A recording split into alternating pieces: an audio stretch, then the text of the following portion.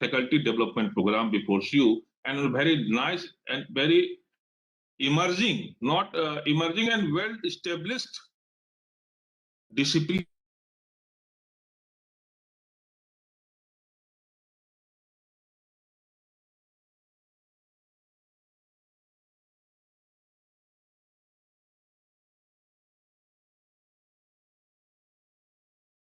Yeah, madam.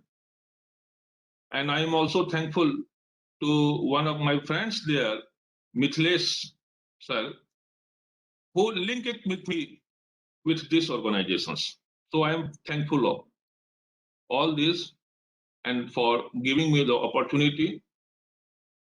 So let me start. The topic which is assigned to me, I think that I have to share. Let's do. Just wait for a minute.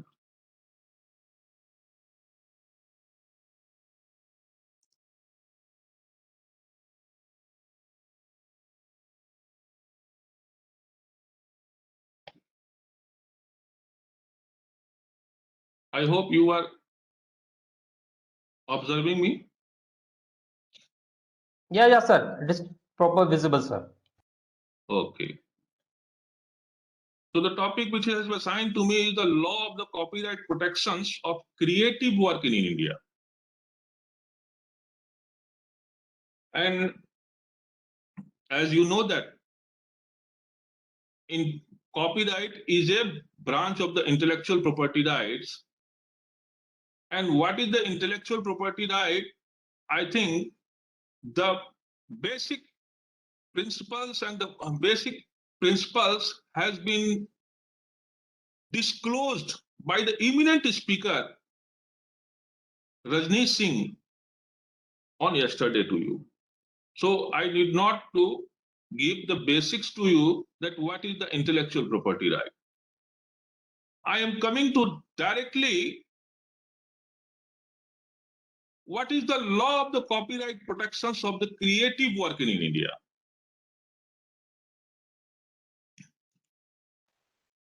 What I will cover,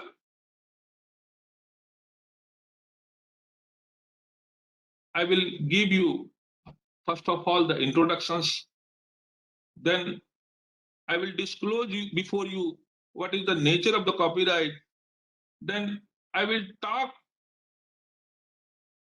what is the creative work, then I will talk before you the ownership, then terms of the copyright protections, then exploitations of the copyright, then infringement and the remedy.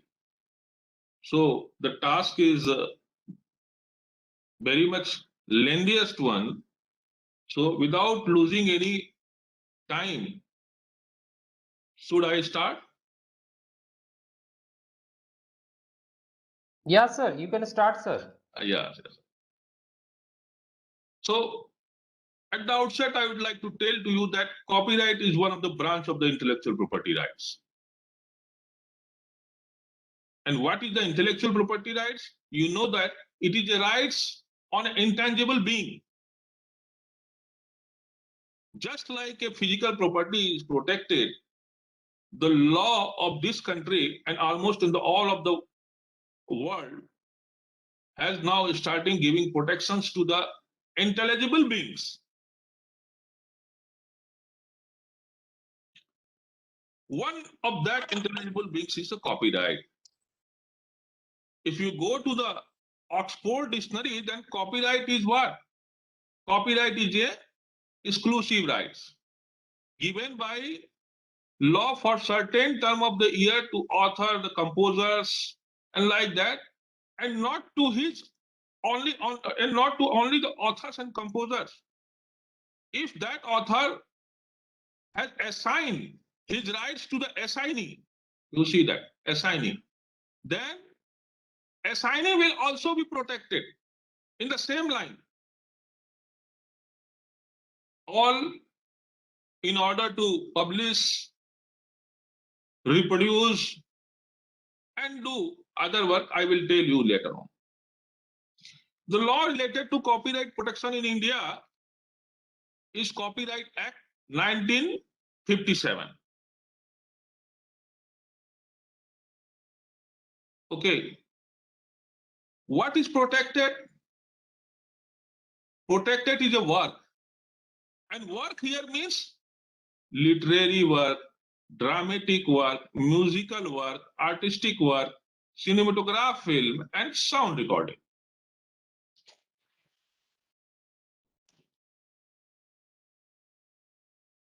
And copyright, according to the Act, means exclusive right to do or authorized to do certain acts in relation to the above mentioned work. I said to you that copyright is given to author for protections of their work. What are those work? These work are literary work, dramatic work, musical work, artistic work, cinematograph film, and sound recording. And copyright, according to the Act, if you go into the Copyright Act, then this Act will say to you that copyright means an exclusive right to do or authorize other to do certain act in relation to the above mentioned work. And what are those certain acts? I will tell you later on.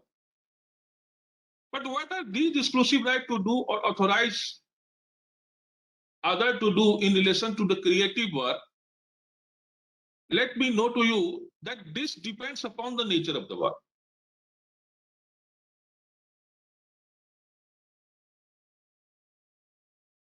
And if we take all rights together, then we can say that these rights are right to produce, right to restore the work in any medium by electronic means, right to issue the copy to the work to the public,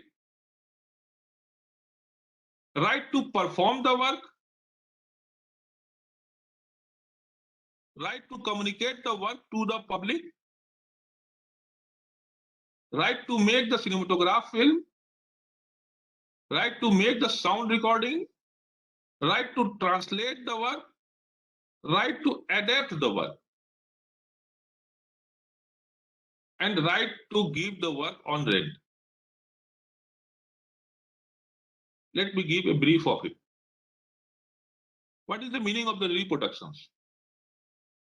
Anything which you have created, you have a right to reproduce it and again and again. So this we call the right to reproduce or reproduction right. Then you can restore it also in any medium by electronics means. Any medium means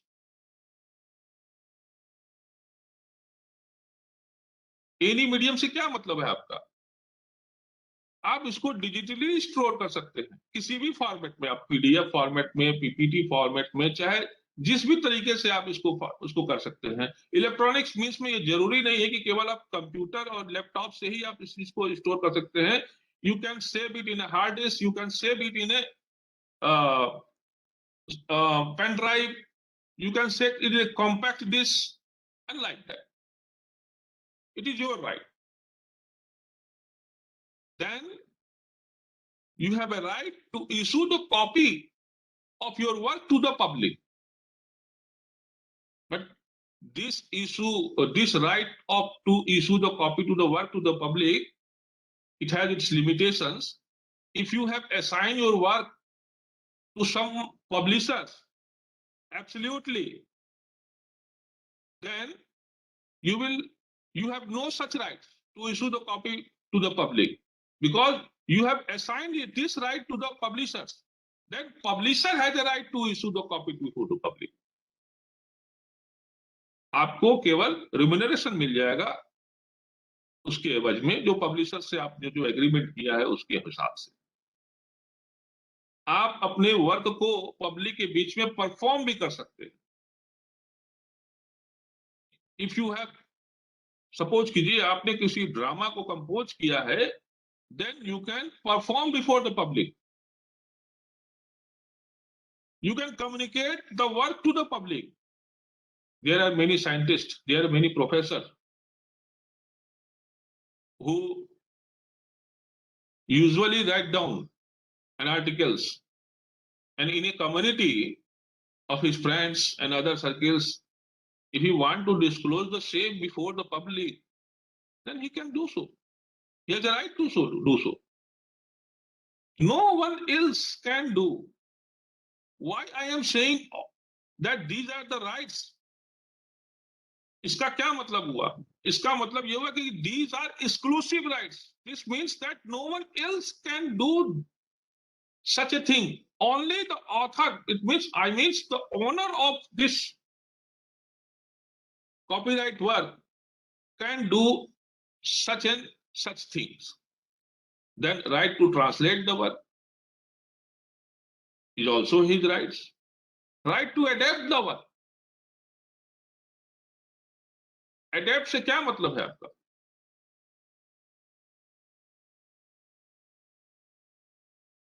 example से मैं आपको बताता हूं। जैसे आपने एक story लिखा और स्टोरी को आप इसको कॉमिक फॉर्म में आप इसको प्रोड्यूस करना चाहते हैं, then you can change it to the comic form of that story. तो ये क्या आपने किया? आपने स्टोरी जो कि एक प्लेन लिटरेरी वर्क था, आपने उसको कॉमिक में बदल दिया। तो ये एडेप्शन है, और ये राइट केवल आपको है। आप चाहे दूसरे को देना चाहे आप दे सकते हैं, but until and unless you give your rights, no one else can adapt your work. Then there is a right to give your work on rent. आगे मैं बताऊंगा कि ये जो रेंटल राइट है ये सारे केसेस में लागू नहीं होती।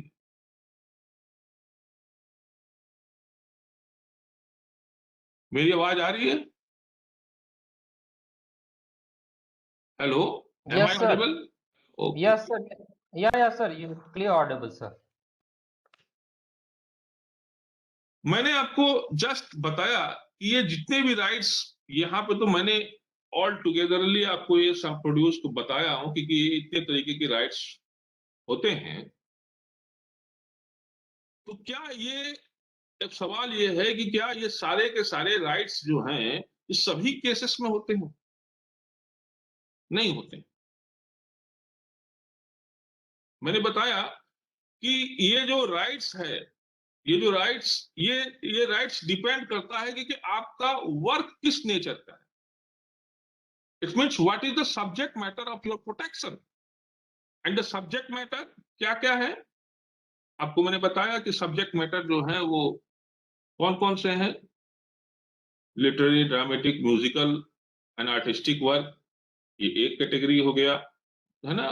दूसरा आपका सिनेमेटोग्राफ फिल्म हो गया, तीसरा साउंड रिकॉर्डिंग हो गया। तो ये अलग अलग नेचर के जो वर्क होते हैं उसके संदर्भ में अलग अलग प्रकार के राइट्स होते हैं। इसका ब्रीफ हम लोग जो है, अगर कॉपीराइट एक्ट में अगर आप देखना चाहेंगे, then you will see it in section 14, and section 14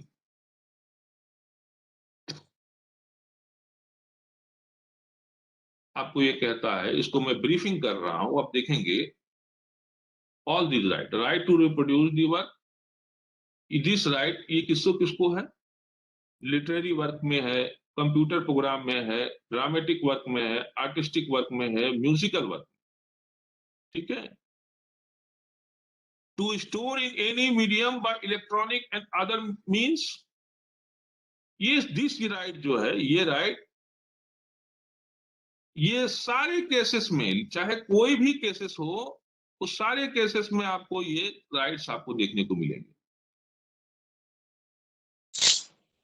to issue the copy to the public, ये राइट्स आपको मिलेंगे लिटरेरी वर्क में, कंप्यूटर प्रोग्राम में, ड्रामेटिक वर्क में, आर्टिस्टिक वर्क में, म्यूजिकल वर्क में।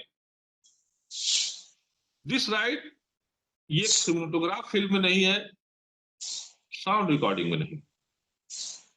Right to perform the work in the public, literary work में, computer work में, इसमें ड्रामेटिक वर्क में, आर्टिस्टिक वर्क में नहीं है, म्यूजिकल वर्क में है।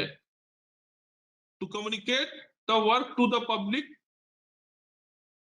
आप ये देखेंगे कि ये सब में है।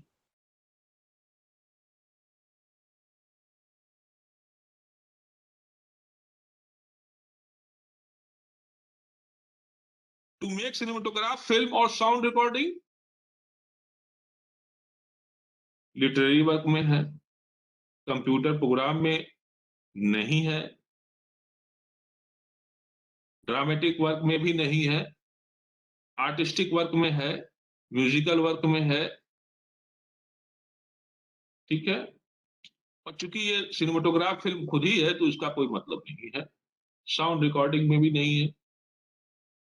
किसी वर्क को अगर ट्रांसलेट करना है तो ये लिटरेरी वर्क में है, कंप्यूटर प्रोग्राम में है, ड्रामेटिक वर्क में है, म्यूजिकल प्रोग्राम में है। To make adaptation, literary, computer, dramatic, artistic, musical, cinematograph film, to include the work in any cinematograph film. ठीक है, ये जो वर्क है, ये जो राइट है to include the work in any cinematograph film, ये ड्रामेटिक वर्क के केस में होता है भाई।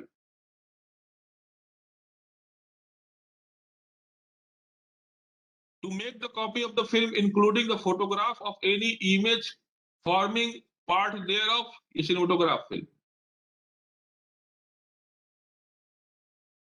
ये जो रेंटल राइट की मैं बात कर रहा था, टू गिव, टू सेल और गिव ऑन हायर और ऑफर फॉर सेल और हायर ए कॉपी, तो ये जो है this amount to rental right. ये रेंटल राइट केवल और केवल 3 प्रकार के वर्क में होते हैं, एक कंप्यूटर प्रोग्राम में, दूसरा सिनेमेटोग्राफ फिल्म में और तीसरा साउंड रिकॉर्डिंग में। बाकी सारे दूसरे प्रकार के जो राइट्स होते हैं उसमें आपको ये देखने को नहीं मिलेंगे। उसका रीजन है, उसका रीजन सिंपल सी बात ये है कि इस बात का भी ध्यान रखा गया है कॉपीराइट जब ये एक्ट बनाया था कि अगर कोई ऑथर जो अपना वर्क है, अगर वो वर्क को अगर एक बार वो असाइन कर दिया, ठीक है, तो फिर जैसे कि आपका ये ओरिजिनल लिटरेरी वर्क, तो फिर अब असाइन करने के बाद में उसके पास किसी प्रकार का राइट नहीं बच जाता। तो जो वर्क, जिसने भी उस वर्क को खरीदा है, अब उसका वो अधिकार हो जाता है कि वो अपने वर्क को किसी को दे या रेंट पे दे या जैसे भी देना चाहे वो दे। तो your right to issue the work before the public, this become exhausted once you assign it to someone else. But this exhaustion principle does not apply in case of these 3 work. ठीक है, right to make any other sound recording embodying it, ये आप देख रहे हैं, ये actually में कुछ और नहीं है, ये रिप्रोडक्शंस राइट है, लेकिन ये रिप्रोडक्शंस राइट मॉडिफाइड फॉर्म में है। और ये मॉडिफाइड फॉर्म किसके लिए है? ये साउंड रिकॉर्डिंग के लिए। ठीक है, चलिए तो हम आगे बढ़ते हैं। ये बात आपको को समझ में आ गए कि कितने प्रकार के राइट्स होते हैं और ये राइट्स जो हैं वो कौन कौन से सब्जेक्ट मैटर्स होते हैं कॉपीराइट्स के, उसके संदर्भ में होते हैं। तो ये मैंने आपको बताने की कोशिश किया। एक बार हम लोग ये जानने की कोशिश करते हैं कि what is the nature of the copyright.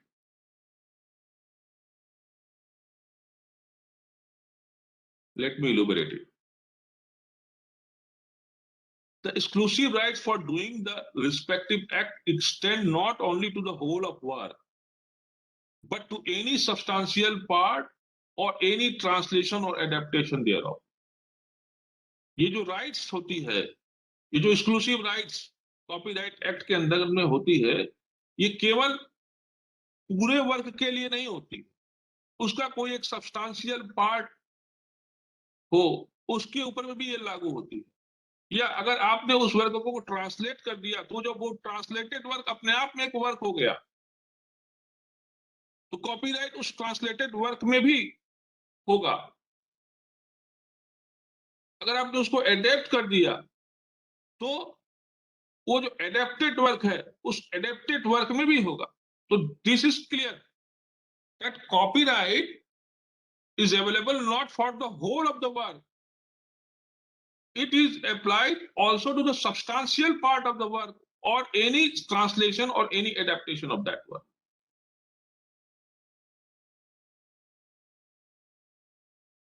और क्योंकि आपने देखा कि वर्क में जो राइट्स होते हैं, किसी वर्क में वो वेराइटीज ऑफ राइट्स होते हैं, एक ऑथर के पास वेराइटीज ऑफ राइट्स होते हैं, you can say that it is a bundle of right। This means that copyright is not a single absolute right। जब हम ये कहते हैं कि कॉपीराइट जो है बंडल ऑफ राइट्स है, तो इसका मतलब ये हुआ कि it is not a single absolute right. Depending upon the nature of the work there are varieties of rights in the involve in the copyright. You can split it and exploit in a different ways. आप इसको जो है, ये जो rights हैं उसको आप split कर सकते हैं, अलग अलग कर सकते हैं, और अलग अलग तरीके से जो है आप इसको एक्सप्लॉइट कर सकते हैं। एक्सप्लॉइट करने का मतलब अपने राइट्स को एक्सप्लॉइट करके कुछ बेनिफिट कमाना, कमर्शियल एक्सप्लॉइटेशन। कोई पर्सन है, अगर वो कॉपीराइट ओनर है एक वर्क नोवेल का, ठीक है, तो उसके पास डिफरेंट प्रकार के राइट्स होंगे, क्योंकि वो वर्क लिटरेरी वर्क है, और लिटरेरी वर्क में बहुत सारे राइट्स मैंने आपको बताए कौन कौन से राइट्स हैं। तो अब वो उसको इस तरीके से एक्सप्लॉइट कर सकता है कि उसको ट्रांसलेट करने का अधिकार किसी को और दे दिया, पब्लिश करने का अधिकार उसको किसी और को दे दिया, कम्युनिकेट करने का अधिकार किसी और को दे दिया, एडेप्टेशन का राइट्स किसी और को दे दिया। सबको एक साथ नहीं दिया, पूरा का पूरा नहीं दिया, अलग अलग अलग अलग दे दिया। ऐसा भी हो सकता है कि उसने पब्लिकेशंस के राइट्स इंडिया में किसी और को दिया, बाहर में किसी और को दिया।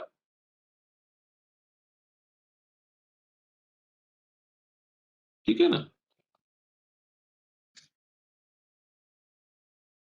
So that's why we say that copyright is a bundle of right। Now the question is, what is the requirement? What is the conditions for have a copyright? Copyright हो इसके लिए conditions क्या है? Generally ऐसे protect, ये सवाल इसलिए जरूरी हो जाते हैं कि इंटेलेक्चुअल प्रॉपर्टी राइट्स की जो भी कैटेगरीज हैं, किसी किसी कैटेगरीज में प्रोटेक्शंस के लिए जरूरी होती है कि रजिस्ट्रेशन कराना। Registration is a pre grant condition. ठीक है? और जब रजिस्ट्रेशन कराने जाते हैं तो उसमें नॉर्म्स होते हैं कि अगर आपके वर्क में ये चीजें अगर हैं तभी आपको वो प्रोटेक्शन मिलेगा, अदरवाइज नहीं। तो at the outset I would like to say that registration is not a requirement for the protections of the copyright in a work, but there is another requirement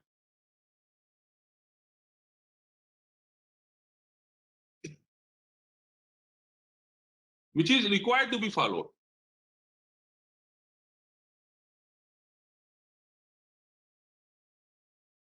There are three fundamental principles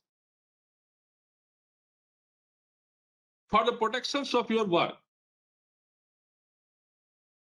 First of all, what is protected? क्या protect किया जाता है? Protection of expression of ideas and not the idea themselves. अगर ideas को protect करने हैं तो इसके लिए आपको पेटेंट में जाना पड़ेगा. Here, what is protected? It is the expression of your ideas. Another requirement is that copyright protection is generally available when it is fixed in any medium.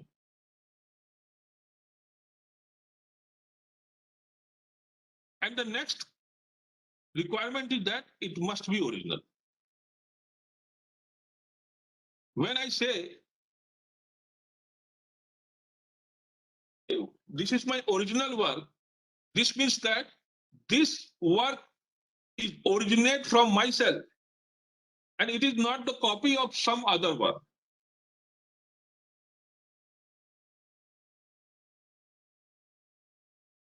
ठीक है? The copyright protections extends to the expression, not to the ideas, not to the procedures, not to the method of operations, not to the mathematical concepts.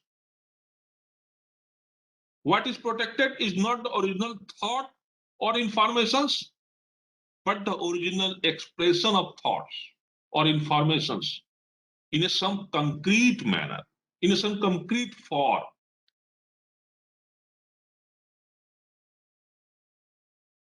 For the purpose of the copyright protections, the work concerned is to be original work of the authorship, which is to be fixed in some material form,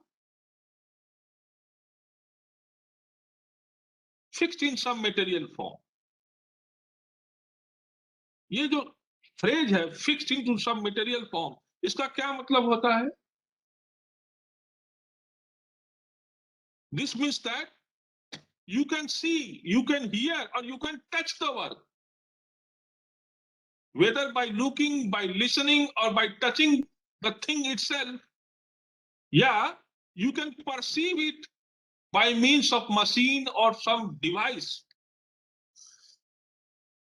like movie projector or a computer. Got it?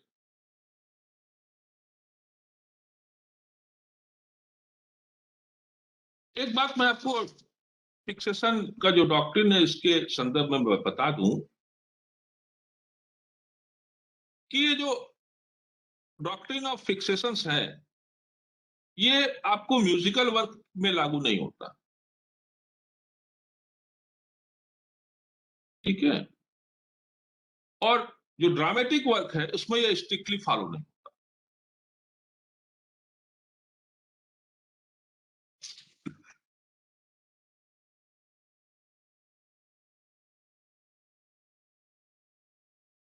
Next जो natures है copyright protections का, उसमें आपको ये जानना जरूरी है कि जो कॉपीराइट्स है this operate to prevent a person from copying the copyright work. ठीक है?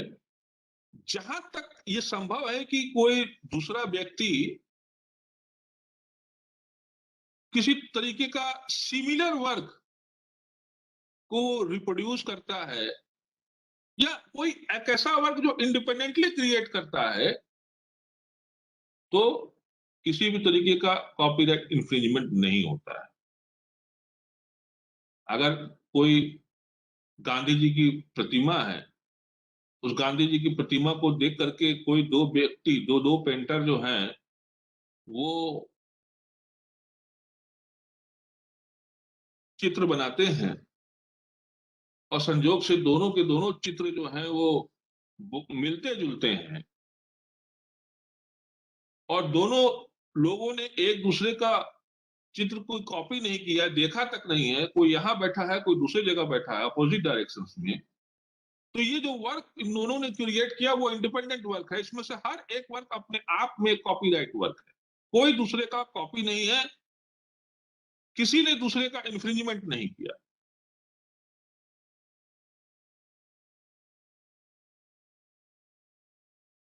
ठीक है। Copyright protection is confined to the certain act which is specified in the section 14. वो कौन कौन से एक्ट है मैंने आपको बता दिया। कुछ इस प्रकार के एक्ट्स हो सकते हैं, यद्यपि कि वो एक्ट्स अगर वो ऑपरेट होते हैं तो उससे ऑथर को नुकसान हो सकता है, लेकिन उसके लिए ऑथर को किसी दूसरे ब्रांच ऑफ लॉ में जाकर के रेमेडी को ढूंढना पड़ेगा, लेकिन कॉपीराइट एक्ट के अंतर्गत में उसको वो रेमेडी नहीं मिलता है। ठीक है। जैसे कि कोई व्यक्ति जो है वो ओरली रूप से कम्युनिकेट कर रहा है कोई ट्रेड सीक्रेट, तो here is a violation of the trade secret, then there is a no remedy in a copyright act. If you want to have a remedy against the breach of the trust, यहां पर ये जो मामला है वो breach of trust का मामला है, then you can have to take resort to the common law remedy for that and not in a copyright act.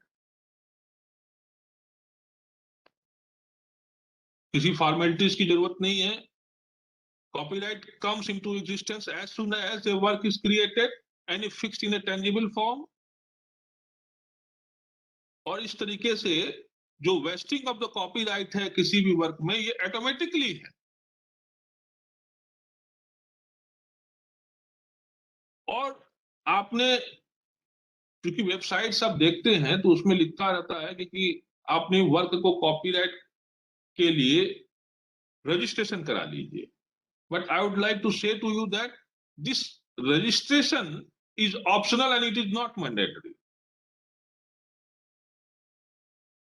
ये आपकी मर्जी के ऊपर में, उसके कुछ सर्टेन बेनिफिट्स हैं।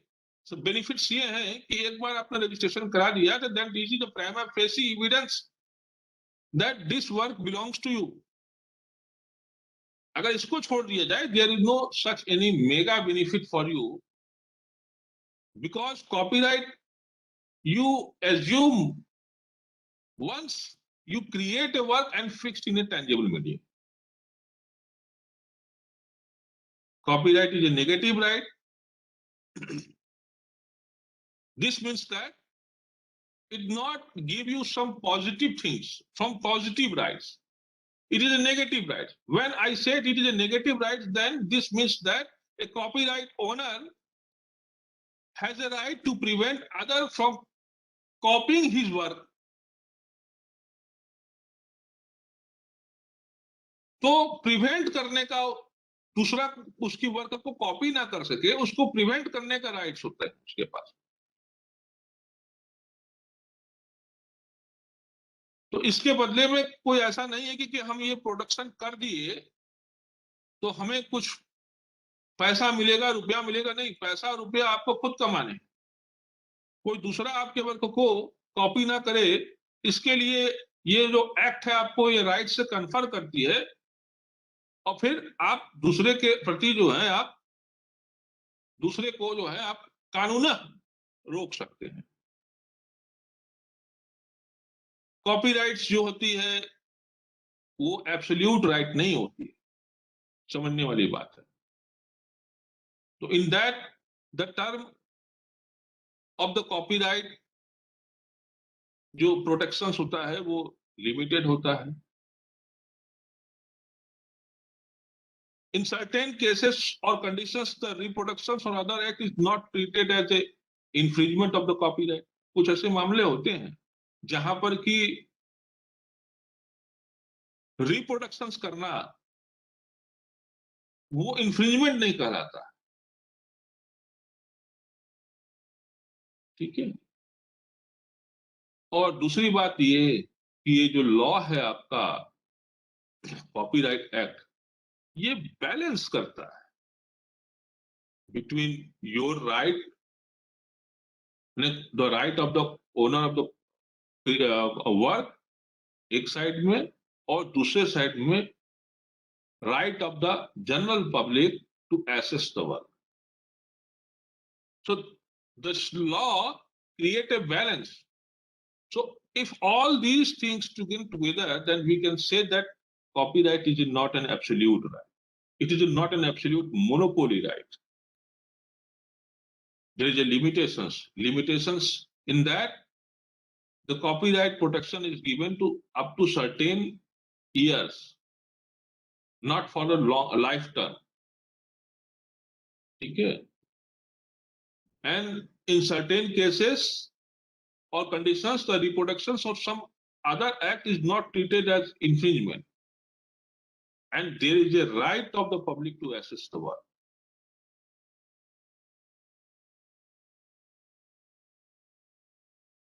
ठीक है। कॉपीराइट प्रोटेक्शंस क्यों दिया जाए, उसकी वजह भी जरूर आपको जानना चाहिए। This is because there will be no incentives for the author to create the work. इसलिए देना जरूरी है कि अगर हम कॉपीराइट के प्रोटेक्शंस को नहीं रिकॉग्नाइज करते हैं तो ऑथर्स के पास किसी तरीके का इंसेंटिव्स नहीं होगा, और फिर जब ये इंसेंटिव्स नहीं होगा इस बात का कि वो वर्क जो करता है, इतना मेहनत करता है, तो उसके बदले में उसको रिटर्न के रूप में कुछ ना कुछ उसको फायदा हो, तो फिर वो नया चीज क्रिएट क्यों करेगा। ठीक है। तो for incentives of the work copyright protection is necessary. एक दूसरा तरीका पैरेलल एग्जिस्ट करता है। सरकार चाहे तो उनको राइट के बदले में कुछ तोहफा दे दे, कुछ उपहार दे दे। और ये कभी पहले हुआ करता था राजा महाराजाओं के जमाने में, जब कोई कवि आता था या कोई लेखक होता था, वो राजा के पास जाता था, कहता कि साहब ये मैं क्रिएट किया हूं, पेश करना चाहता हूं। तो राजा साहब फिर खुश होकर के जो है वो गर्दन से अपना सोने का उतार करके जेवर जो है उछाल देते थे कि लो। Now this days these things can not be possible. हर रोज इतने सारे वर्क क्रिएट होते रहते हैं, अगर हम इसी तरीके से पैसा लुटाते रहें तो सरकार का खजाना है वो खाली हो जाएगा। तो इफोर्ट्स, जो लेबर है of the creative artist, this deserves to be rewarded in their own right. ये भी एक पॉइंट्स है।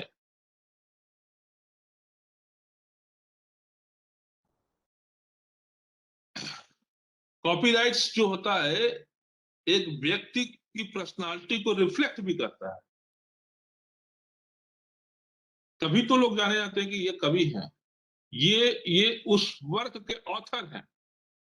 लियो टॉल्स्टॉय, आपने लियो टॉल्स्टॉय को अब जानते इसलिए हैं क्योंकि उसने एक बहुत अच्छी सा वर्क लिखा था, war and piece.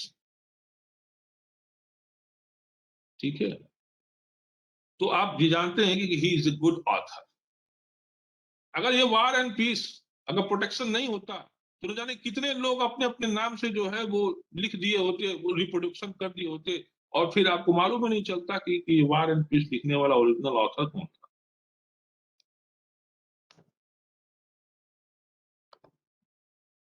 Then there is the economic significance of the copyright. Copyright protection is essential in the general interest of the people. It is by virtue of this copyright protections that today many industry, particularly the publications, books, magazines, newspaper, televisions, news, entertainment, sports, adventure, educations, films and sound recording, performing, these are flourishing. अगर ये नहीं होता तो ये सारे इंडस्ट्रियां जो हैं आज वो बंद हो गए। और फिर इसमें जो काम करने वाले जो स्टेक होल्डर्स हैं, एंटरप्रेन्योर्स हैं, फिल्म प्रोड्यूसर्स हैं, साउंड रिकॉर्डिंग्स हैं, रिकॉर्डर्स, एडिटर्स हैं, बड़े बड़े पब्लिशर्स हैं, फिर इनका जो स्टेक है वो स्टेक खतरे में आ जाता। उनके जो कैपिटल है इस लाइन में जो उन्होंने इन्वेस्ट किया वो खतरे में आ जाता। क्यों? क्योंकि पायरेट्स घूम रहे हैं। And today's age of the digital India, माने डिजिटल वर्ल्ड में reproduction is a very simple task. Anyone can reproduce at the fraction of the original cost and undersell the producer. Then the consequence would be that the produce जो author है वो फिर बर्बाद हो जाएगा। Now the question is, what is the creative work? मैंने बताया आपको कि क्रिएटिव वर्क जो वर्क होते हैं वो कौन कौन से वर्क होते हैं? Original, literary, dramatic, musical and artistic work, cinematograph, film and sound recording. तो जो एक्ट है आपका वो एक्ट सारे वर्क जिसके के लिए कॉपीराइट प्रोटेक्शन दिए जाते हैं उसको 3 ब्रॉड कैटेगरीज में उसने डिफाइन किया। एक ओरिजिनल के साथ में ये एडजेक्टिव है जो लगा हुआ है, literary, dramatic, musical and artistic work. दूसरा आपका सिनेमेटोग्राफ, फिल्म, और तीसरा जो है साउंड रिकॉर्डिंग। तो ये कौन कौन सा वर्क है इसमें हम लोग देख लेते हैं। लिटरेरी वर्क में क्या आते हैं, तो आप ये जान जाइए कि लिटरेरी वर्क की बात हम जब करते हैं तो literary work is not limited to the work of literature but include all work expressed in print or writing. और for the purpose of the copyright protection, literary work के अंतर्गत में ड्रामेटिक और म्यूजिकल वर्क नहीं आते। ठीक है। And literary work में और क्या क्या आ सकते हैं? Things such as symbols, numerals. और ये जो लिटरेरी वर्क है इसको जो प्रोटेक्शन मिलता है, this is irrespective of the quality और style of the creation. Quality क्या है लिटरेरी वर्क का, स्टाइल क्या है, इससे कोई मतलब नहीं है। If it is a printable then it is sufficient to say that it is a literary work. ठीक है। तो इसमें क्या क्या आ सकते हैं? जब मैंने आपको इतने सारे बात बताया कि सिंबल्स, न्यूमेरल्स, क्वालिटी, स्टाइल, इससे कोई मतलब नहीं है ना। तो novel, poem, lyrics, examination paper, question, conversation or interview if recorded, head notes of the law report, advertisement, index, new edition of the work of the existing work, private letters, writing of sermons and saying of religious preachers। कोई व्यक्ति अगर public के बीच में कोई lecture delivered कर रहा है तो वो लेक्चर, तो these are under the category of the literary work। In order to have the protections over the literary work, it is enough that the work provides the information या instruction देना चाहिए या प्लीजर देता हुआ। अगर कोई work information provide करता है या कोई सूचना प्रदान प्रोवाइड करता है या किसी तरीके का इंटेलेक्चुअल प्लीजर्स प्रदान करता है तो वो लिटरेरी वर्क है। Quality and style is not required for protection of the copyright। जब मैं कहा कि quality and style is not the requirement for the protection of the copyright under the literary work, तो इसका मतलब ये हुआ कि किसी तरीके का गेम, बिंगो गेम या लाइक अनदर गेम जो हम लोग देखते हैं कि न्यूज़पेपर के दूसरे तीसरे पेज में रहता है बच्चों को खेलने के लिए, तो दैट बिंगो गेम जो है वो भी आपका लिटरेरी वर्क के प्रोटेक्शन में आ जाता है।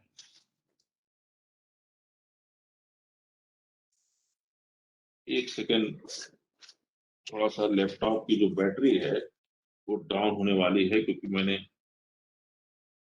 चार्ज में नहीं लगाया था। मैं लगा देता हूँ।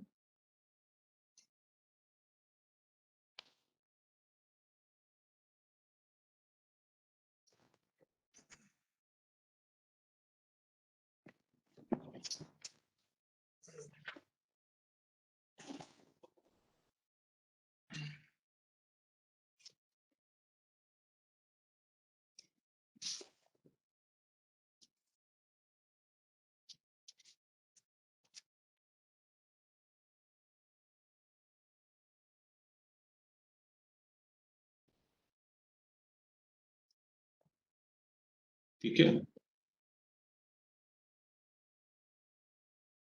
एक बात और मैंने जैसे बताया, क्योंकि लिटरेरी वर्क के प्रोटेक्शंस के लिए अच्छा होता है कि वो कोई इंटेलिजिबल मीनिंग जो है वो कन्वे करता हुआ हो।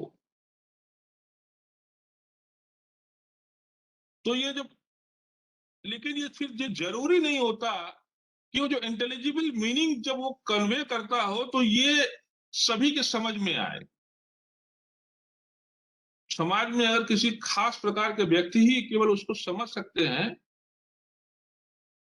तो भी वो वर्क जो है लिटरेरी वर्क में आएगा और उसको कॉपीराइट का प्रोटेक्शन मिलेगा। उसके एग्जांपल्स आपने ये देखे हैं कि टेलीग्राफ कोड है, मैथमेटिकल टेबल्स है, साइफर्स है, शॉर्ट हैंड्स है, ब्रेल स्क्रिप्ट्स है, कंप्यूटर प्रोग्राम। लिटरेरी वर्क अगर समझ में आ गया हो तो कंप्यूटर प्रोग्राम की बात कर लेते हैं। कंप्यूटर प्रोग्राम को प्रोटेक्शन जो है वो हिंदुस्तान में कॉपीराइट एक्ट के तहत भी दिया जाता है। अगर आप यूएस में चले जाएंगे तो कंप्यूटर प्रोग्राम वहां पर उसको जो प्रोटेक्शन है वो पेटेंट लॉ में मिल जाता है। But here in India computer program is protected under the copyright system. अब सवाल ये होता है कि what is protected.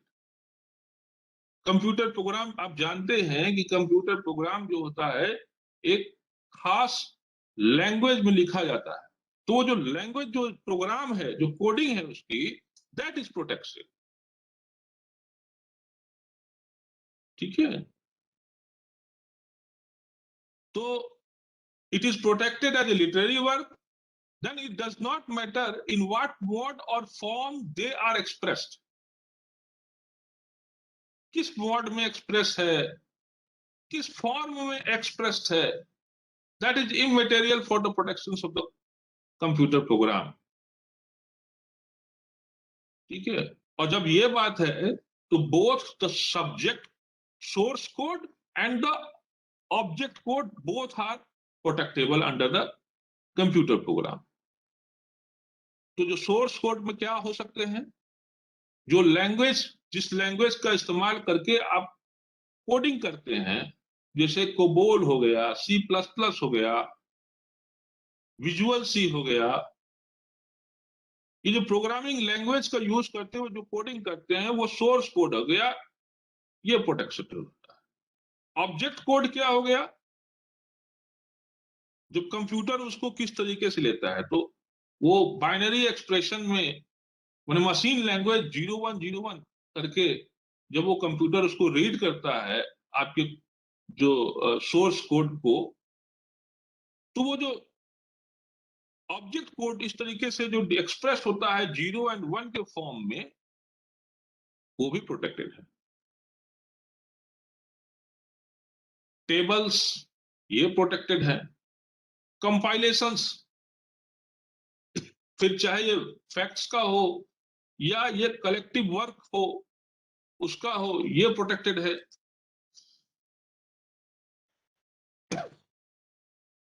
Fact compilations में आपका अल्मानक्स हो जाता है, कैटलॉग्स हो जाते हैं। ठीक है, बहुत सारे एड्रेसेस हैं जो पब्लिक डोमेन में अवेलेबल हैं, टेलीफोन नंबर्स हैं। दीज आर, अगर इसको कंपाइल किया जाता है तो वो कंपाइलेशन अपने आप में प्रोटेक्टेड है। ठीक है, कंप्यूटर डाटाबेस,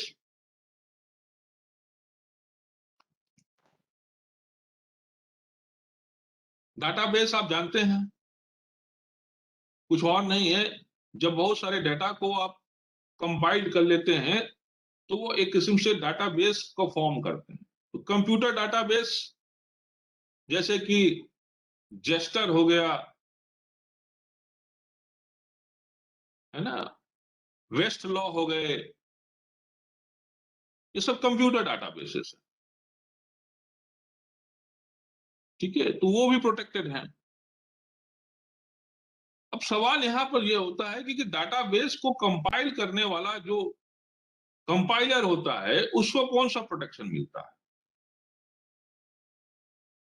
तो उसको कंपाइलेशन, उसका जो एक्ट ऑफ कंपाइलेशन है उसको कंपाइलेशन का प्रोटेक्शन मिलता है, ना कि वो जो डेटा जिसको कि उसने कंपाइल किया है।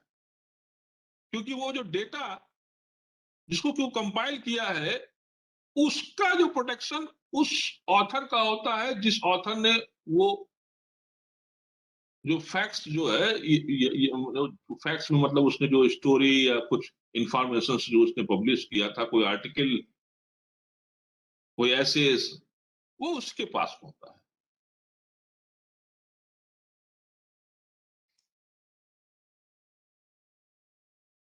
ड्रामेटिक वर्क की बात कर लेते हैं। कॉपीराइट जो होता है वो ओरिजिनल ड्रामेटिक वर्क और उसके किसी भी एडेप्टेशन उसको प्रोटेक्ट करता है। Adaptation of the dramatic work means conversion of that dramatic work into a non-dramatic work. What comes under the purview of the dramatic work? It is a piece of recitation, choreography work, entertainment in a dumb show. ठीक है, तो जो work of ड्रामेटिशियंस हैं, stage players हैं, actors who work in A movie and serial, है ना, इनके जो वर्क होते हैं वो ड्रामेटिक वर्क आपको कहते हैं। म्यूजिकल वर्क की बात कर लेते हैं।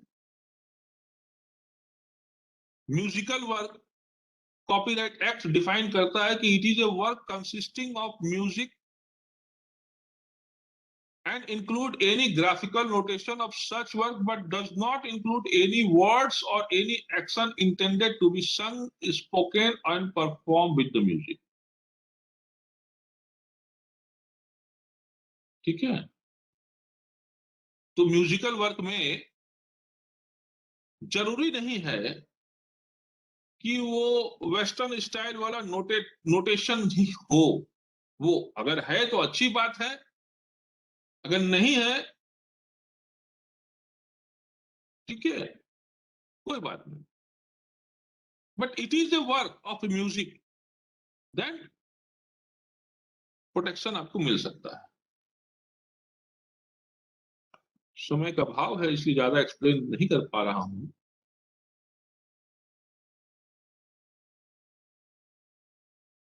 आर्टिस्टिक वर्क्स अगर ओरिजिनल है तो वो प्रोटेक्टेड है। आर्टिस्टिक वर्क में आपके पेंटिंग आ गए, ड्राइंग आ गया, इंग्रेविंग आ गया, स्कल्पचर्स आ गए, इंग्रेविंग्स हो गए, which may include etching, lithograph, woodcut, print and other similar work, photographs हो गए,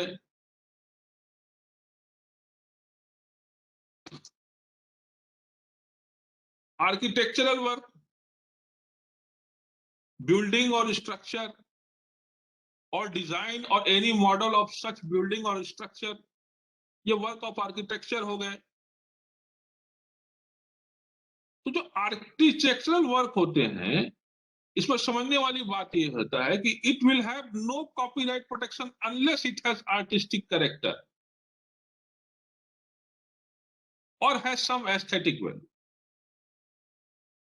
जो आर्किटेक्चरल वर्क है अगर इसमें कोई इसी तरीके का आर्टिस्टिक कैरेक्टर नहीं है या एस्थेटिक वैल्यू नहीं है तो किसी तरीके का कॉपीराइट प्रोटेक्शन नहीं होता।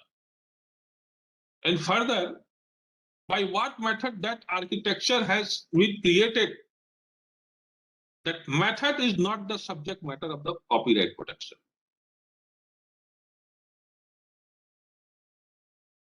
ठीक है, आर्टिस्टिक क्राफ्टमैनशिप की बात कर लेते हैं।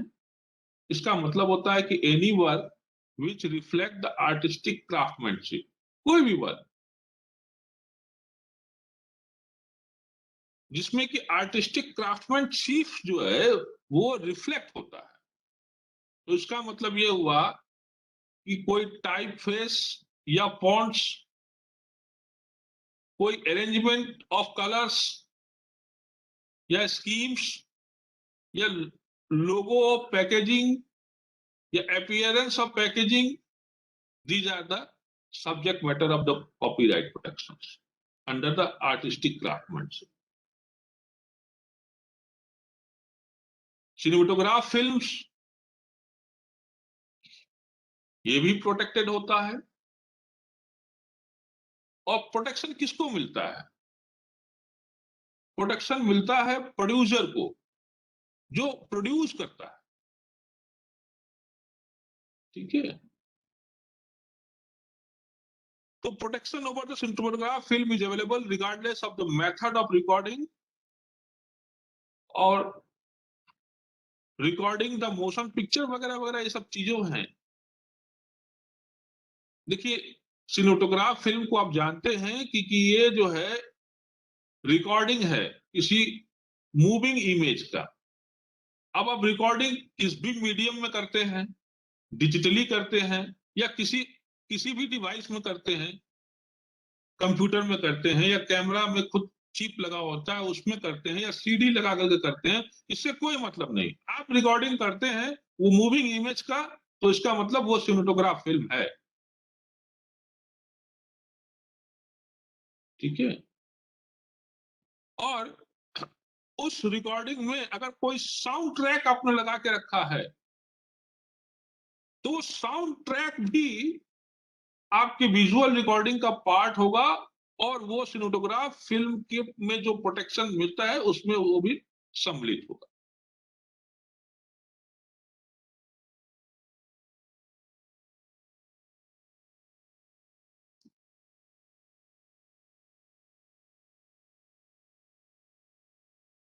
लेकिन सिनेमेटोग्राफ फिल्म के पहले में ओरिजिनल शब्द नहीं लिखा गया है, तो उसका ये मतलब नहीं होता है कि ओरिजिनलिटी का कोई लेना देना नहीं, बिल्कुल है। No copyright over the cinematograph film is available is the substantial part of the film is the infringement of the copyright of another work. ठीक है, अगर उस सिनेमेटोग्राफ फिल्म का सब्सटेंशियल पार्ट वो किसी दूसरे फिल्म का कॉपी है तो इट मीन्स दैट फिल्म जो है वो इन्फ्रिंज्ड फिल्म है और उसको कोई कॉपीराइट प्रोटेक्शन नहीं मिलेगा। जो ओनर होते हैं कॉपीराइट का किसी फिल्म में, वो प्रोड्यूसर कहलाते हैं। और आप जानते हैं कि सिनेमेटोग्राफ फिल्म होते हैं तो अकेले प्रोड्यूसर से नहीं बनता, उसमें बहुत सारे स्टेक होल्डर्स इन्वॉल्व होते हैं। इसमें म्यूजिशियंस होते हैं, डायरेक्टर्स होते हैं, सिंगर्स होते हैं, एक्टर्स होते हैं, वगैरह वगैरह, बहुत सारे लोग होते हैं। उन सबका कंट्रीब्यूशन से एक सिनेमेटोग्राफ फिल्म बनता है। तो क्या कॉपीराइट सबको मिलना चाहिए या केवल प्रोड्यूसर को मिलना चाहिए?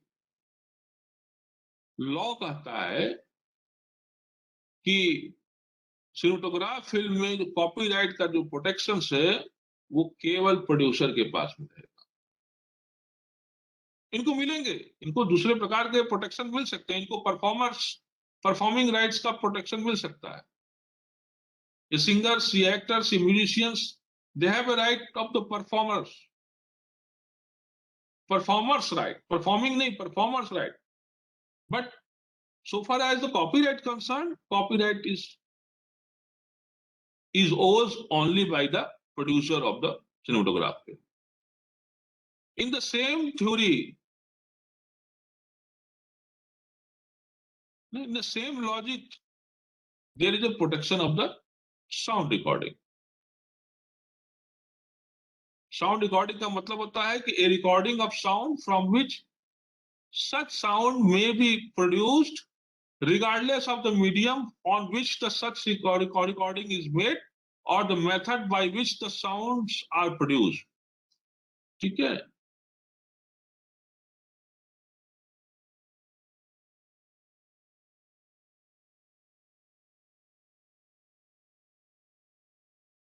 उसको कौन कौन से राइट्स होते हैं एक साउंड रिकॉर्डिंग के ओनर्स के पास में?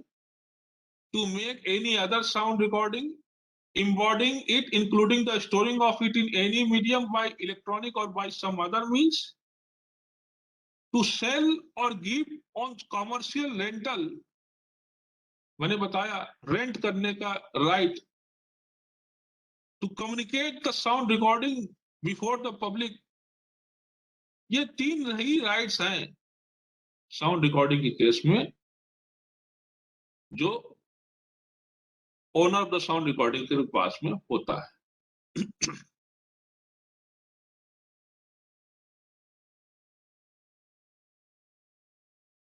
ठीक वही बात यहां भी लागू होता है कि copyright does not subsist in any sound recording which is और to the extent that it is a copy taken from the previous sound recording.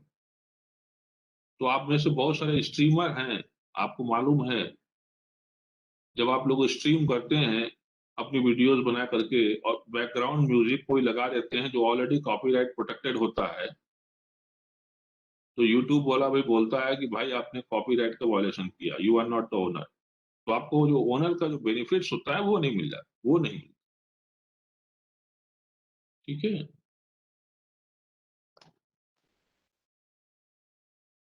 Brief में समझ लेते हैं कि हमने कि क्या क्या प्रोटेक्टेड है। अब ये तो मालूम चल गया, क्या नहीं प्रोटेक्टेड है। कोई आइडियाज, कोई मेथड, कोई प्रोसेस, कोई सिस्टम्स, कोई फैक्ट्स या इवेंट्स, कोई name, title, short phrases, slogans. Form होते हैं ब्लैंक फॉर्म, जैसे ग्राफ पेपर होता है, अकाउंट बुक्स हो गए, बैंक चेक्स हो गए, स्कोर कार्ड्स हो गए, एड्रेस बुक्स हो गए, दे आर नॉट प्रोटेक्टेबल। कोई रेसिपीज हो गया, कोई फार्मूला हो गया, they are not protectable under the copyright. कोई फेमिलियर सिंबल्स हो गए, डिजाइन्स हो गए, जो पब्लिक डोमेन में पहले से है, नहीं, वो प्रोटेक्टेड नहीं। कोई इंफॉर्मेशन हो गया which is the common property, that is not protectable. वो work which has not been fixed in a tangible form of the expression except in some cases, मैंने कौन केसेस थे मैंने आपको बताए थे, they are not protectable। Judiciary के जो डिसीजंस हैं या पार्लियामेंट्स के जो एक्ट हैं वो प्रोटेक्टेबल नहीं होते। कोई भी वर्क जो पब्लिक डोमेन में होते हैं वो इनफैक्ट वो प्रोटेक्टेबल नहीं होते। ठीक है, ओनरशिप ऑफ द कॉपीराइट्स की मैं ब्रीफ में बात कर लेता हूं। कॉपीराइट एक्ट जो है वो बताया है कि डिफरेंट डिफरेंट वर्क के ओनर के कुछ नाम होते हैं, उसको वो कॉपीराइट के मिलते हैं। जैसे लिटरेरी और ड्रामेटिक वर्क है तो ओनरशिप उस वर्क के ऑथर के पास में होगा। कोई म्यूजिकल वर्क है तो ओनरशिप कंपोजर के पास में होगा। कोई आर्टिस्टिक वर्क है जो फोटोग्राफ नहीं है तो उस आर्टिस्टिक वर्क का ओनर जो है वो आर्टिस्ट कहलाता है। कोई फोटोग्राफ है, जो पर्सन जो फोटोग्राफ पिक्चर को लेता है तो वो आर्टिस्ट, यहाँ पर आर्टिस्ट होना वो फोटोग्राफिस्ट से है, उसके पास। कोई सिनेमेटोग्राफ फिल्म है या कोई साउंड रिकॉर्डर नहीं तो उसका जो कॉपीराइट का ओनर कौन किसके पास होगा, प्रोड्यूसर के पास में।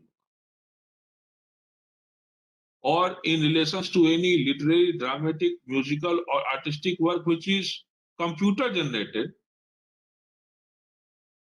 तो वो person who cause the work to be created वो उसके पास होगा।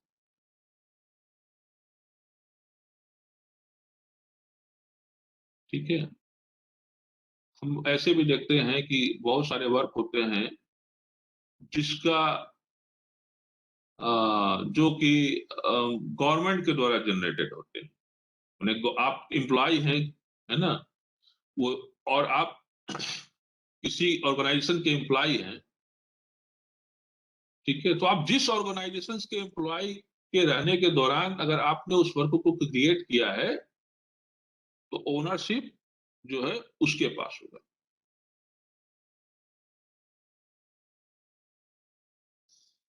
Unless and until there is a agreement contrary to this. Copyright के प्रोटेक्शंस के टर्म्स क्या होते हैं? तो जनरल रूल है कि copyright last for 60 years and in case of the original literary, dramatic, musical and artistic work, ये जो 60 years है, this is the period counted from the year following the death of the author. जिस दिन से वो work शुरू हुआ, जब तक ऑथर जिंदा है, और उसके मरने के 60 साल बाद तक जो है उसको प्रोटेक्शन मिलता रहेगा। और मामला यदि सिनेमेटोग्राफ फिल्म का है, साउंड रिकॉर्डिंग का है, फोटोग्राफ्स का है, पोस्ट थॉमस पब्लिकेशंस का है, एनोनिमस और सीरोनोमस पब्लिकेशंस का है, या कोई गवर्नमेंट का वर्क है, या किसी इंटरनेशनल ऑर्गेनाइजेशन का वर्क है, तो this 60-year period is counted from the date of the publication.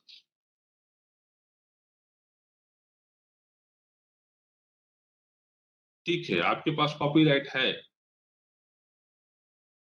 लेकिन कॉपीराइट को आप एक्सप्लॉइट कैसे करेंगे? एक्सप्लॉइट नहीं करेंगे तो आपको कमर्शियली बेनिफिट कैसे होगा? निश्चित रूप से there is a conditions that कोई ऐसी परिस्थितियां हो सकती हैं कि that a person, though he is a creator of some work, but he has not himself a resources so that he can commercially exploit the same. So in such a case, he can earn the profit once he transfer his work to someone else who is able to commercialize it. ठीक है, तो by transfer you can commercialize it, और by use यानी आप स्वयं जो है उसको पब्लिश करके बेच सकते हैं, उसके तरीके से कर सकते हैं। जब हम बात ट्रांसफर की करते हैं तो ट्रांसफर दो तरीके से हो सकता है आपके कॉपीराइट का। या तो आप असाइनमेंट के जरिए कर सकते हैं, या आप लाइसेंसिंग के जरिए कर सकते हैं।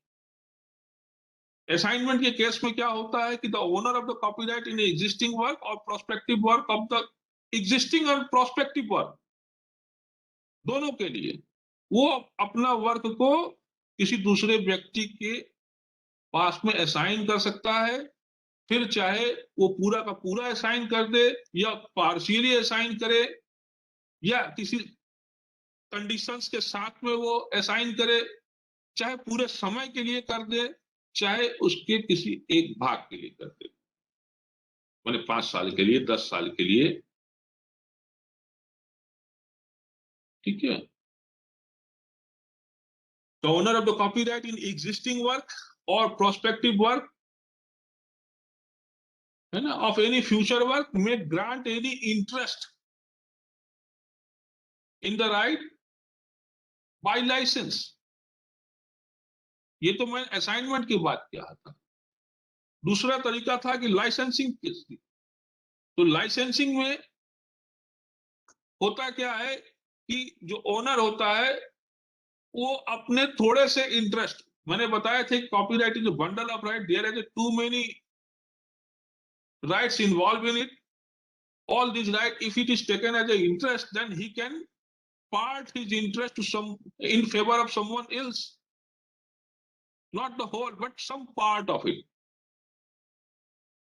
है ना। और जब वो ग्रांट करता है अपने इंटरेस्ट को किसी दूसरे के पक्ष में bye licensing,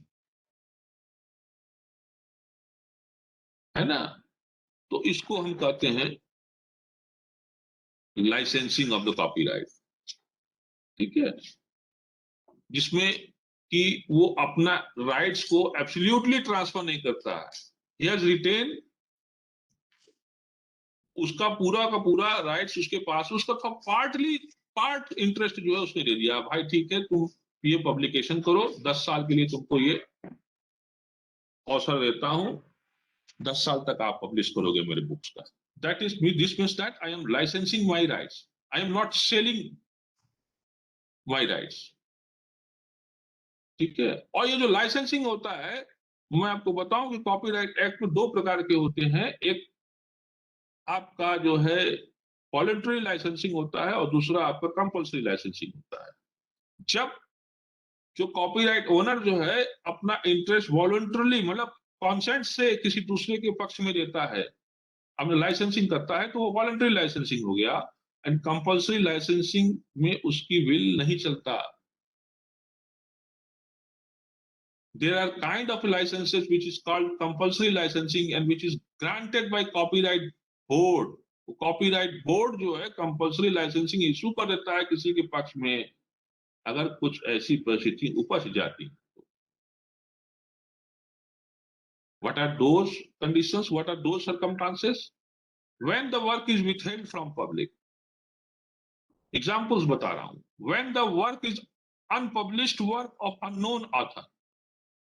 When someone want to translate to reproduce the translated work, अगर वो ट्रांसलेटेड वर्क जो है जिस लैंग्वेज में वो चाहता है उसमें अवेलेबल नहीं, ठीक है। तो ये ऐसी परिस्थितियां हैं जहां पर कि कॉपीराइट बोर्ड जो है वो किसी दूसरे व्यक्ति के पक्ष में, जो दूसरा व्यक्ति अगर अप्लाई करता है तो उसके पक्ष में जो है वो कंपल्सरी लाइसेंसिंग जो है वो इशू कर सकता है। ऐसा नहीं है कि कंपल्सरी लाइसेंसिंग इशू करेंगे तो ऐसे ही हो जाएगा, नहीं। जो रॉयल्टीज हैं वो रॉयल्टीज जिसके फेवर में वो लाइसेंस गया है उस व्यक्ति को, ओनर को देना होगा। इन्फ्रिंजमेंट ऑफ द कॉपीराइट्स की बात कर लेते हैं। Copyright law confer on author certain economic rights, और आप जानते हैं कि उनमें से कौन कौन से इकोनॉमिक राइट्स हैं। Right to reproduce, right to communicate, right to translate, right to adaptation, storing it in any digital form and like that. So these rights in fact enable the owner to get the financial benefit, and if any of these rights are transgressed, अगर इस rights का कोई व्यक्ति ने transgress किया या trespass किया, अतिचार किया, तो इसका मतलब यह है कि देयर ऑकर्स द इन्फ्रिंजमेंट। कौन कौन से एक्ट हैं उसमें से commonly known act which involve the infringement of the copyrights, उसमें क्या क्या आ सकते हैं आप देखेंगे कि making infringing copy for sale और हायर, और सेलिंग और लेटिंग देम फॉर हायर। माने इन्फ्रिंजिंग कॉपी को रिप्रोड्यूस करना, उसको सेल करना, उसको रेंट पर देना, उसको ऑफर करना, सेल के लिए या रेंट के लिए ऑफर करना, ये आपका इन्फ्रिंजमेंट है कॉपीराइट का। Permitting any place for the performance of the work in public when where such performance constitute the infringement of the copyright, ठीक है। ये जो है देखिए, ये डायरेक्ट इंफ्रिंजमेंट है और ये इनडायरेक्ट इंफ्रिंजमेंट है। मैंने यहां पर होता क्या है कि कोई व्यक्ति वो स्वयं जो है इंफ्रिंज नहीं कर रहा होता, लेकिन अपना एक जगह दिया, इस प्लेस दिया, प्रोवाइड किया, और उस जगह में कोई दूसरा व्यक्ति आकर के परफॉर्म कर रहा है वर्क को, जिसको कि परफॉर्म करने का राइट्स ओनर के पास है, उसके पास में नहीं, तो ये इंफ्रिंजमेंट हो रहा है। Distributing the infringing copy for the purpose of the trade, ठीक है, यहाँ हम वहां जो क्या हो रहा है कि यहाँ पर रिप्रोडक्शन नहीं हो रहा है, रिप्रोडक्शन किसी और ने किया, लेकिन जो पर्सन इन्वॉल्व है यहाँ पर वो क्या कर रहा है कि वो इन्फ्रिंजिंग कॉपी को डिस्ट्रीब्यूट कर रहा है। तो डिस्ट्रीब्यूशंस भी आपका इन्फ्रिंजमेंट है। पब्लिक के बीच में इन्फ्रिंजिंग कॉपी का एग्जीबिशन करना, ये भी आपका इन्फ्रिंजमेंट है। और इन्फ्रिंजिंग कॉपी को अपने देश में इंपोर्ट करना, तो importing is also the infringement. ठीक है, रेमेडीज क्या क्या है? रेमेडीज आपके पास सिविल रेमेडीज हैं, क्रिमिनल रेमेडीज हैं। सिविल रेमेडीज में civil remedy are such remedies as are normally available to those whose proprietary rights have been invaded। तो जैसे फिजिकल प्रॉपर्टी की केसेस में होता है कि अगर फिजिकल प्रॉपर्टी में कोई दूसरा व्यक्ति जो है वो ट्रेसपास कर लेता है, इन्वेट करने का प्रयास करता है, ट्रांसग्रेस करता है, तो जो अवेलेबल होती है रेमेडीज वो केसेस यहाँ भी लागू होती है। इसमें इंजंक्शंस अवेलेबल होते हैं, डैमेजेस अवेलेबल होते हैं, अकाउंट फॉर प्रॉफिट्स होते हैं, injunctions for stopping and continuing the infringing acts, damages for restoring the copyright owner to the position he would have had his copyright not been infringed। इसीलिए होता है ना damages. अगर copyright का infringement नहीं होता तो हमको जो बेनिफिट होता वो बेनिफिट हमें चाहिए। क्यों? क्योंकि इंफ्रिंजमेंट हुआ है यहां पर और मुझे नुकसान हुआ, तो ये डैमेजेस हो गए। इन अकाउंट फॉर प्रॉफिट में क्या होता है कि the defendant may be asked to account to the plaintiff the profit earned by him on account of infringing the copyright of the plaintiff. ठीक है, जो रेमेडीज के अलावा जो ये जो सिविल नेचर के रेमेडीज हैं, क्रिमिनल रेमेडी भी अवेलेबल होते हैं। A copyright owner can resort to criminal remedy under the act and any person who knowingly infringe or abet the infringement of the copyright in any work, he commit the criminal offenses under the Copyright Act। वो criminal offence होता है, चाहे abetment चाहे direct माने infringement आपका direct हो चाहे indirect हो, दोनों ही केसेस में जो इन्फ्रिंजिंग एक्ट है ये अपने आप में जो है ये क्रिमिनल ऑफेंसेस है। शर्त ये है कि ये जो एक्ट है इसमें इंटेंशन इन्वॉल्व, मैंने मेंस रिया इन्वॉल्व। ठीक है, minimum punishment for the infringement of the copyright is imprisonment of 6 months with minimum fine of 50,000 rupees. और अगर ये दोबारा होता है या बार बार होता है तो ये जो कन्विक्शन है, जो मिनिमम पनिशमेंट जो होता है फिर ये 1 year हो सकता है और फाइन जो है ये 1 लाख तक हो सकता है। ठीक है, चलिए थैंक्स, मैंने आपका बहुत समय ले लिया, लेकिन बहुत सारी बातें ऐसी थी जो मैं बताना चाहता था पर मैं आपको बता नहीं सका। फिर कभी मौका मिलेगा तो मैं चर्चा करूंगा इसकी, बताऊंगा आप लोगों को। अभी तो मैंने आपको जनरली बता दिया।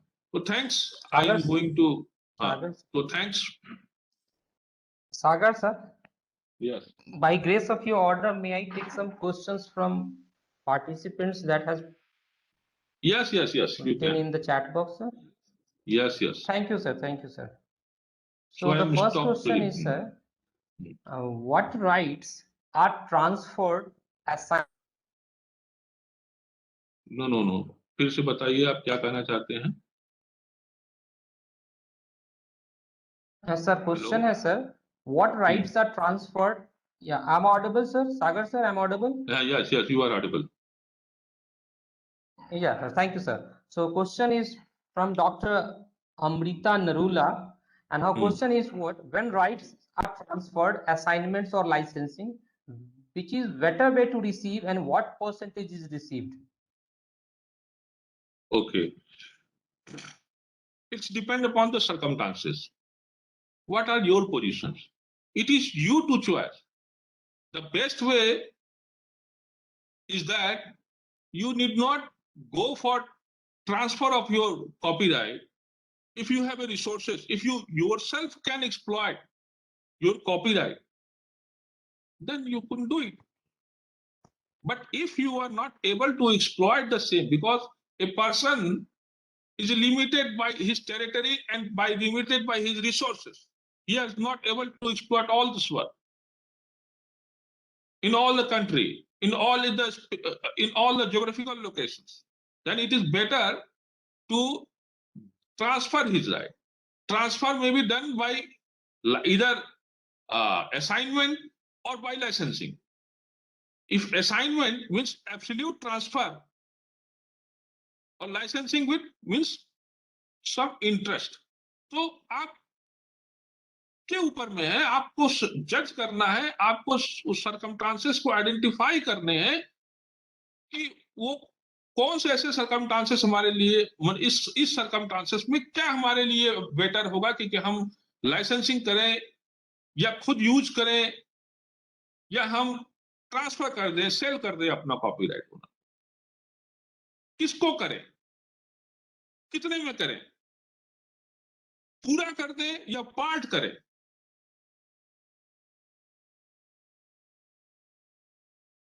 चलिए next. So next question is, which agency monitors the copyright related issues in India? Copyright board, copyright registrar.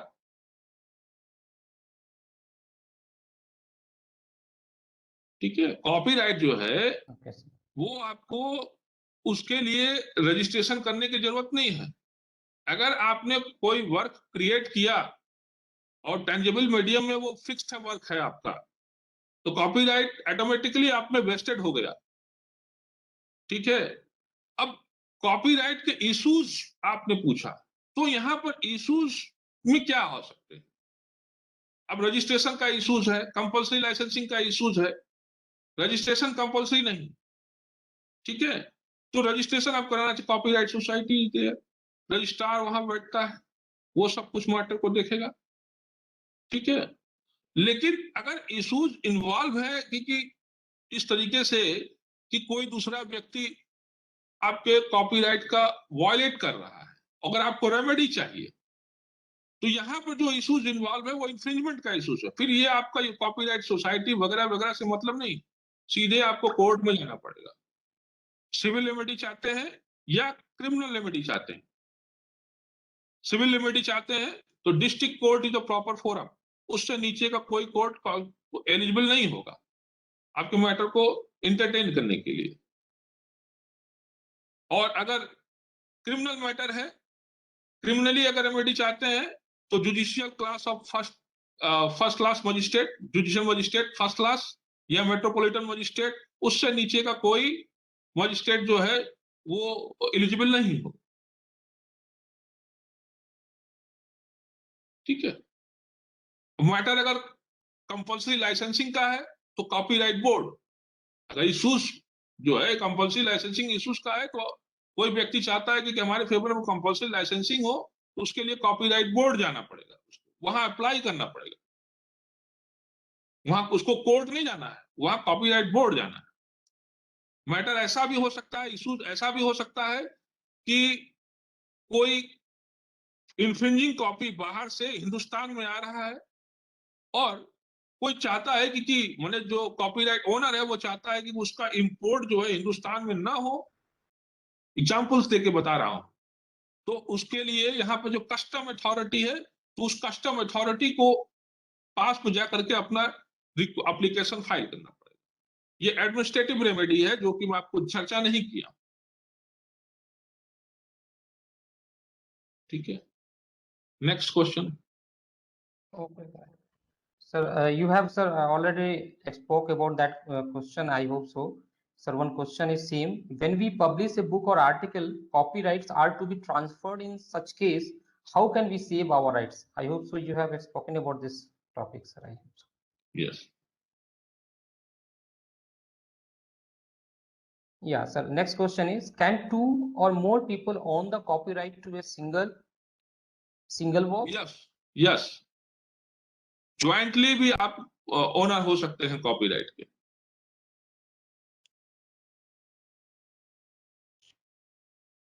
Okay, sir.